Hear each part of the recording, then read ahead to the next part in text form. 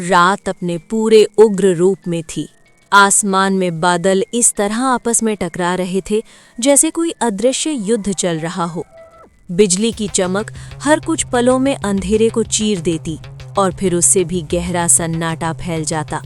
उसी सन्नाटे में अनन्या अपने छात्रावास के कमरे की खिड़की के पास खड़ी बाहर का दृश्य देख रही थी। हवा इतनी तेज थी कि पेड़ बार बार झुक रहे थे और बारिश की मोटी बूंदें कांच से टकराकर किसी चेतावनी की तरह आवाज कर रही थी।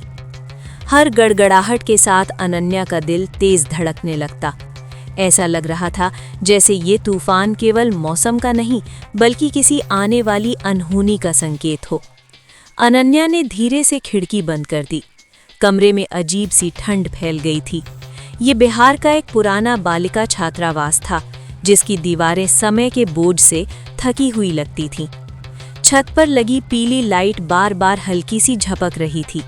अनन्या बिस्तर पर लेट गई और खुद को समझाने लगी कि ये सब सिर्फ उसका वहम है।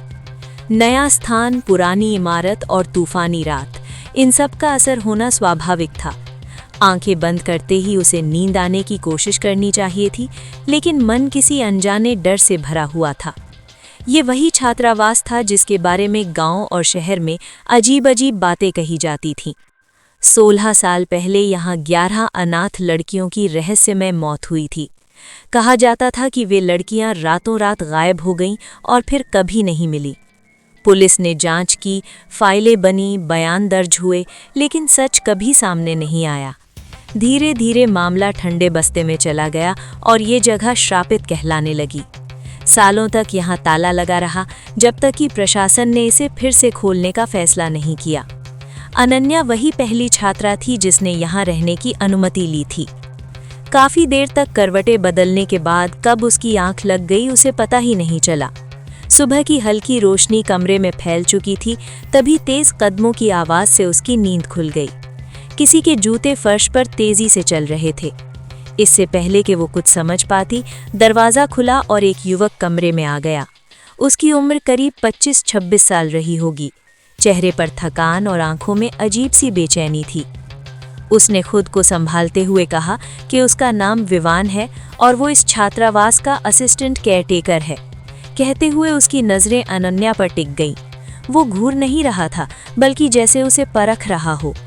कुछ पल की चुप्पी के बाद उसने बहुत धीमी आवाज में कहा कि वो जानता है कि ये छात्रावास 16 साल बाद खुला है और अनन्या पहली लड़की है जो यहाँ रहने आई है। फिर उसने इधर उधर देखा, मानो दीवारों को भी उसकी बातें सुनने का डर हो। उसने अनन्या को चेतावनी दी कि वो यहाँ से चली जाए। अनन्या को ये सुनकर हैरानी हुई। उसने पूछा कि आखिर वो ऐसा क्यों कह रहा है, क्या यहाँ कोई खतरा है? उसे तो बताया गया था कि छात्रावास अब सुरक्षित है। ये सुनते ही विवान के चेहरे का रंग उड़ गया। उसकी आंखों में डर साफ झलकने लगा। उसने पूछा कि क्या अनन्या ने रात में कुछ अजीब महसूस किया। फिर बुदबुदाते हुए कहा कि वो उसे रात भर सोने नहीं देती। इतना कहकर वो तेजी से कमरे से बाहर चला गया। पूरे दिन अनन्या का मन अशांत रहा। विवान की बातें उसके दिमाग में गूंजती रहीं।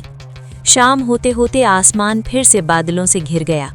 अनन्या वापस छात्रावास लौटी और खुद को थका हुआ महसूस करते हुए बिस्तर पर लेट गई। उसने सोने की कोशिश की, लेकिन मन बार बार किसी अनदेखे खतरे की ओर भाग रहा था। आधी रात के करीब उसकी नींद अचानक टूट गई। कमरे में अजीब सी खामोशी थी, न बारिश की आवाज न हवा की सरसराहट, जैसे सब कुछ थम गया हो। तभी उसकी नज़र अनजाने में छत की ओर चली गई और उसी पल उसके रोंगटे खड़े हो गए। छत पर एक लड़की उल्टी दिशा में चिपकी हुई थी। उसके बाल बिखरे हुए थे और आंखें लाल थीं, जैसे उनमें खून भरा हो। वो बिना पलक झपकाए अनन्या को घूर रही थी। अगले ही पल वो आकृति बिजली की गति से नीचे आई और अनन्या के बिल्कुल पास खड़ी हो गई। उसकी ठंडी सांसें अनन्या के चेहरे से टकराईं। उसने कहा कि वो जानती है अनन्या कौन है और इस छात्रावास की आत्माएं उसे मारने के लिए तड़प रही हैं। उसकी आवाज में अजीब सी गूंज थी। उसने ये भी कहा कि अगर सच्चाई जाननी है तो उस आदमी का पीछा करना जो सुबह मिलने आया था। फिर वो विकृत हंसी हंसने लगी और एक शब्द दोहराया, पूजा घर। अनन्या डर के मारे बेहोश हो गई। जब सुबह उसकी आंख खुली तो दिल इतनी जोर से धड़क रहा था कि उसे लगा सीना फट जाएगा। उसने खुद को संभालते हुए उठकर शीशे में देखा। उसके गले पर उंगलियों के गहरे निशान थे। ये सपना नहीं था, डर हकीकत बन चुका था। तभी किसी ने उसके कंधे पर हाथ रखा। वो स्पर्श बर्फ जैसा ठंडा था। अनन्या ने डरते हुए पीछे मुड़कर देखा। वही भयानक लड़की उसके सामने खड़ी थी। उसकी गर्दन टेढ़ी थी और आंखों में अजीब सा खालीपन। अनन्या चीखते हुए कमरे से बाहर भागी। वो पूरे छात्रावास में दौड़ती हुई बाहर आ गई जहां विवान खड़ा था। विवान ने उसे देखकर पूछा कि क्या हुआ। कांपते होठों से अनन्या ने सारी घटना उसे बता दी। हर शब्द के साथ विवान का चेहरा और पीला पड़ता गया। उसने कहा कि रात के समय कोई भी इस छात्रावास में नहीं रुकता और वो खुद भी शाम होते ही यहाँ से चला जाता है। उसने फिर से अनन्या को यहाँ से जाने को कहा और खुद तेजी से वहाँ से चला गया। अनन्या को उसका व्यवहार बेहद अजीब लगा। उसे लगा कि विवान को छुपा रहा है। उसी पल उसने फैसला किया कि वो सच्चाई जानकर रहेगी। उसने अपनी स्कूटी निकाली और चुपचाप विवान का पीछा करने लगी। कुछ दूर जाकर विवान एक सुनसान मोहल्ले में बने पुराने घर में दाखिल हुआ। वो घर किसी भूली बिसरी याद की तरह खड़ा था। विवान के अंदर जाते ही अनन्या खिड़की से झांकने लगी। उसने देखा कि विवान ये अलमारी से एक पुरानी किताब निकाली और उसमें से एक तस्वीर बाहर निकाली। उस तस्वीर को देखते ही उसके चेहरे पर दहशत फैल गई। थोड़ी देर बाद वो किताब बंद कर बाहर चला गया। विवान के जाते ही अनन्या हिम्मत जुटाकर कमरे में घुस गई। उसने वही तस्वीर उठाई और उसका दिल बैठ गया। तस्वीर में वही लड़की थी जो उसे रात में दिखाई दी थी। तस्वीर के पीछे एक पूजा कक्ष नजर आ रहा था। अनन्या समझ गई कि ये वही हिस्सा है जहां छात्रावास में जाना मना है। डर और सच्चाई की तलाश उसे वापस छात्रावास ले आई। वो उस बंद हिस्से की ओर बढ़ी जहां अंधेरा और बदबू फैली हुई थी। काफी खोजबीन के बाद उसे वो कमरा मिल गया। अंदर का दृश्य देखकर उसकी आत्मा कांप गई। वहां पुराने कंकाल, अजीब चिन्ह और तांत्रिक क्रियाओं के अवशेष पड़े थे। तभी विवान वहां आ पहुंचा और गुस्से में बोला कि उसने उसके घर में घुसकर तस्वीर क्यों ली। अनन्या ने खुद को संभालते हुए कहा कि वो कोई साधारण लड़की नहीं बल्कि एक अंडरकवर पुलिस एजेंट है और ये छात्रावास उसी के आदेश पर दोबारा खोला गया था। इतना सुनते ही विवान सन्न रह गया।